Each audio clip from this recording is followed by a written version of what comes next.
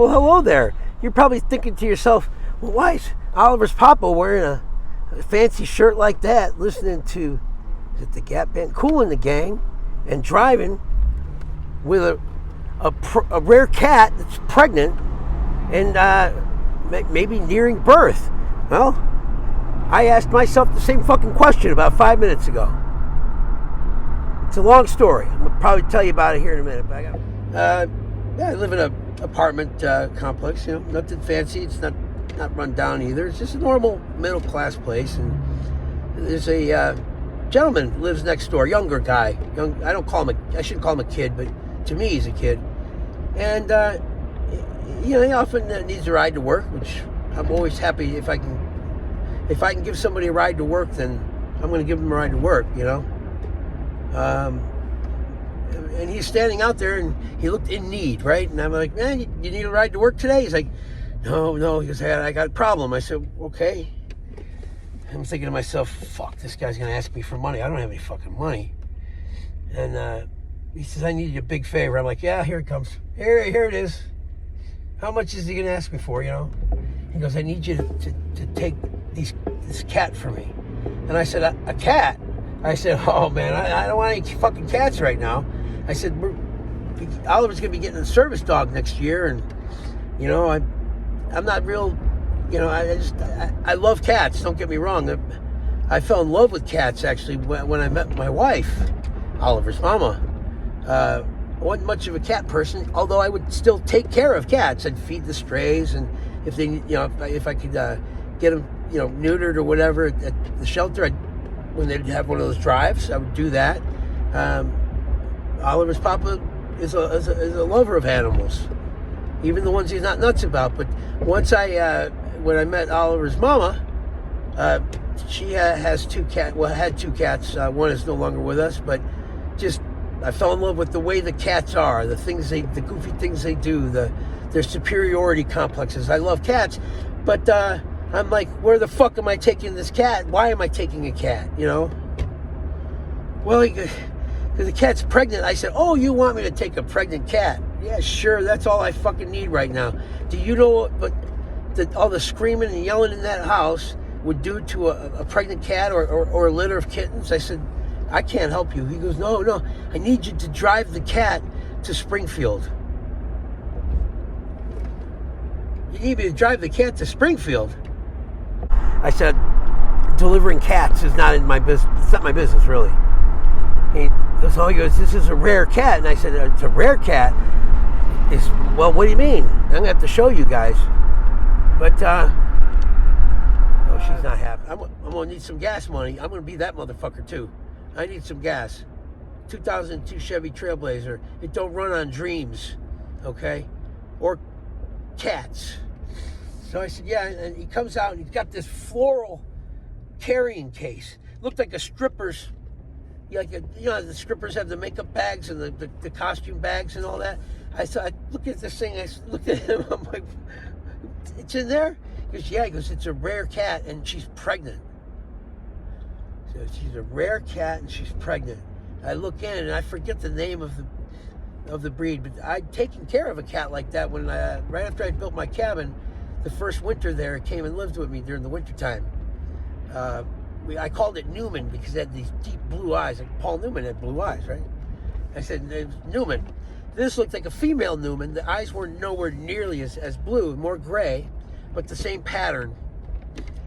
I can't remember the name, but I looked at the thing and it's looking up at me and meow. I'm like, okay. I said, where is this cat going? Who owns the cat? Where am I going with the cat? Gives me an address and a phone number and asks for Miss So-and-so. I'm thinking to myself, Miss So-and-so, okay. So I get in the truck. You better bet I got that $20 for gas, too. You better bet. I got that. Get in the car and, reach up to the phone here. How do you like my new camera angle, by the way? Huh? We're looking at each other. You're not looking up at me. We're looking at each other. So I called the place, and they answer. Right when they answered, I was like, get the fuck out of here. It's a adult, dance strip. It's like a strip club, basically. Give me the number too. So I call, and a guy answers. And I said, well, hello there, sir. I said, I'm to deliver a cat to such and such. Oh, this is me. This is her. And I'm like, oh, here we fucking go. Here we fucking go. I'm like, I said, listen, I'm not really well versed in a lot of this. I mean, I kind of am. Are we talking about a gender fluid thing? What are we talking about? And she starts laughing, and she goes, no, I'm a drag queen. Oh, okay. They're having some drag queen anniversary here in Springfield. I said, well, that's fascinating. I said, I have about 20 or 30 minutes free after I take my son to therapy, and I can bring you your cat that I think is about to give birth. Oh my God. And I'm like, oh, for fuck's sake. I said, calm down, miss. Calm the fuck down for a minute. We can take care of this. I said, your cat is not giving birth in my apartment. I'll just put it over in Rodney's if that happens. I said, but do me the favor, just be cool. I'll get your cat to you.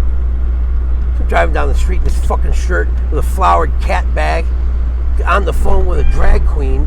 Fucking Boy George comes on the fucking radio. Then it's Cool in the Gang. And I'm like, man, I really don't have fucking time for this. I don't have any time for this. That's Oliver's Papa's life, man. I don't know if you guys have been watching, paying attention, okay? But it never gets old, okay? It might suck sometimes. Right now, it's been hard. It's been hard. My son is not having a very good time. But I have to tell you, it's wild. It's wild. It's always wild. And it might not seem like much, but I think I'm doing a very good thing here, because this person was very distraught, and I don't know what the neighbor's connection is to all of this. He's an all right guy, but really, do I look like the fucking guy to go to when you want a cat that's gonna give birth delivered to a fucking drag queen? Is that me now? Is that my thing? I know, baby, you don't like that noise. You know what I'm saying? Like, is that me now? That's me. I'm that fucking guy. Hey, you got a pregnant dog, cat that needs to be hurried over to some drag queen or sex worker's house? Hey, have no fear. Call Oliver's Papa. He'll do it. Give him $20 in gas. He'll kill somebody. I mean, get the fuck out of here. I'm sorry, Simone. But it's got more things to it. It's pretty greasy, I mean, for the most part, if you look at like these upscale places in Chicago, and I mean, they're all greasy, but some are just dressed up nicer, I guess. I don't know. I've got some experience, and I've had friends that have been in that business, and I don't have any problem with it. I'm just like, oh, great, I'm delivering a pregnant cat to the strip club. Anyway, I said I need to talk to Miss So-and-so. The guy gets on the phone.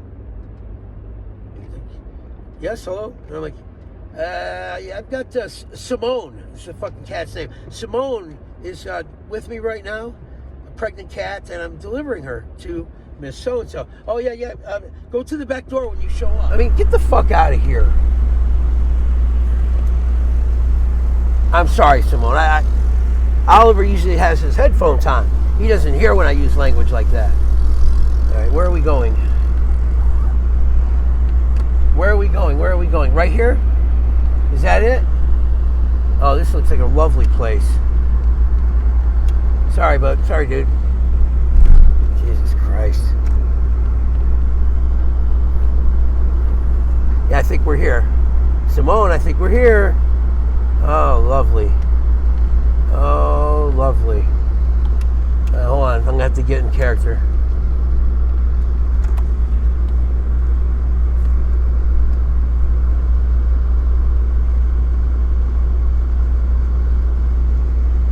Yeah, that's right, man. I'm rolling in here with my SUV, man. You're standing in the middle of the road, dude. Don't look at me like that. Motherfucker. Look at this. Take a look, though. Look. Yes, yeah, you are. I forget the species, not the species. There's a breed that they normally have really bright blue eyes. And I've taken care of one before. When I built my cabin, one came and lived with me. We're gonna go get your mom, okay? Yeah, we're gonna get your mom, your dad, whoever, the person that loves you more than anything, clearly, okay? All right, you've been a wonderful co-pilot. Say hello to Oliver's Papa's friends and fans out there. All right. All righty. Of course. Back door, strip club, middle of the afternoon. Me, half asleep, with a big floral carrying case with Simone in it. And I get up there, pull around back, and the bouncer answers the door. He's like, "What?" And I'm like, "Oh, relax, man. I've got Miss So-and-so's cat is here. May I enter? You know, move aside, meathead." And, "Oh, yeah, right this way." I'm like, idiot. So we go inside, and it is a convention celebrating 30 years of drag in Springfield. Some shit like that. I don't know. There was a bunch of drag queens in there. Again, I don't care. Listen, it takes a lot to make me blush. Okay, that doesn't make me blush. Some of these people are so remarkably fucking talented and better looking than some women that I'm actually quite impressed. And Oliver's mama loves this RuPaul show. So I've been subjected to that nightmarish stuff for a long time. I don't, I'm not phased. I walk in, I said, "Ladies, who is Miss So-and-so?" A couple of them start busting out. And, people know when you're not being mean and you're just being a comic or being a clown. So they laugh, and I'm like, "Where's Miss So-and-so? I got your daughter here. Your daughter's knocked up and she's getting ready to give birth." And everybody's giggling, and one runs over, "Oh, it's Simone." Oh, and I'm like, "Oh, for fuck's sake." Anyway, yeah, so I'm walking. Some of these people are half dressed. Some of them are already, doing something. And I'm like, "So, where's all the ladies at?" And they start laughing. And someone says, "Oh, you better watch your mouth in here." And so I delivered the cat, and I was given another $20. I say, "Hey, don't worry about it. Don't give me. I don't take anything from women in need."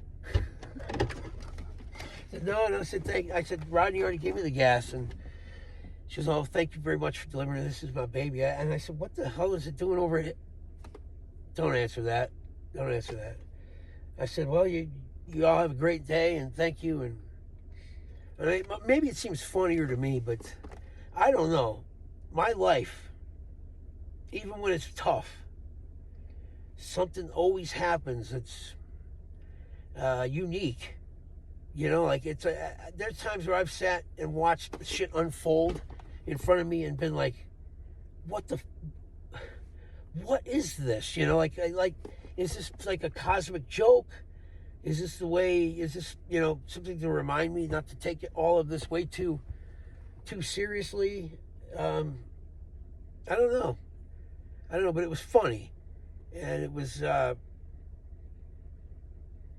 just another thing. It was like, I could use some other surprises, to be honest with you. I found out it was a strip club. I was like, well, I don't think we'll be talking about this trip. Turns out, it didn't work out that way, but that's okay. That's all right. It's funny. And I was thinking to myself that sometimes these things happen when I'm not in a rut, or I don't do self-pity. I think that's one of the grossest things that a person can do is indulge in self-pity, or like the pity party thing. It's unattractive. It's unsavory. It's defeatist. I don't indulge in that. Although I feel sorry for myself in silence, like for a minute or two. But then something always happens, and it might not be a gift. It might not be a blessing, as some people say. Like, it might not be money. It might not be a big break. in that way, but something always happens that reminds me that, man, this is a wild life.